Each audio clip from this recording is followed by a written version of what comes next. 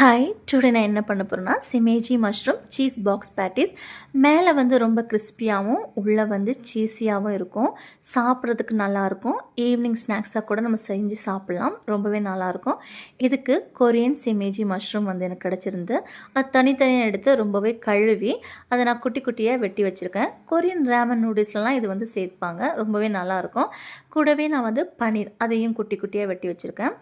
Plus வந்து red colour and green colour bell pepper எடுத்திருக்கேன். அதையும் நான் குட்டி குட்டியாக கட் பண்ணிவிட்டு ஒரு பிளேட்டில் எல்லாத்தையும் சேர்த்து கொஞ்சம் மிக்ஸ் பண்ணி வச்சுருக்கேன்.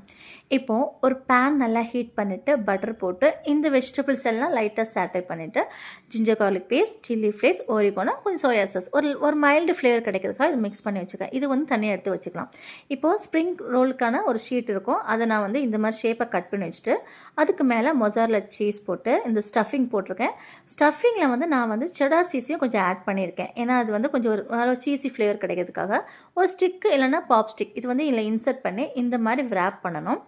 மைதா மாவு பேஸ்ட் போட்டு இதில் எல்லாம் தடவிட்டு நம்ம வந்து ஃபிக்ஸ் பண்ணோன்னா ரொம்பவே வந்து அது ஒட்டிக்கும். அது வந்து பிரிஞ்சு வராது. இந்த மாதிரி பண்ணிக்கலாம். அதோட நான் வந்து கார்ன்ஃப்ளவர் பவுடர் போட்டு கொஞ்சம் தண்ணி மாதிரி எடுத்து வச்சுக்கிறேன். நான் ஒழுங்காக வீடியோவில் காமிக்கல. அதில் கொஞ்சம் முக்கிட்டு பிரெட் க்ரம்ஸ் மேலே இந்த மாதிரி போட்டுக்கலாம். ஃபுல்லாக ஸ்ப்ரெட் ஆகிற வரைக்கும் போட்டுட்டு நல்லா டீப் ஃப்ரை ஒரு brown colour golden brown colour வர வரை ஃப்ரை பண்ணி எடுத்துக்கலாம். உண்மையாக ரொம்ப நல்லா இருந்துச்சு. இது கூட வந்து ஸ்வீட் சில்லி சாஸ் போட்டு சாப்பிட்டா அவ்வளோ நல்லாயிருக்கும். நீங்கள் ட்ரை பண்ணி பாருங்கள்.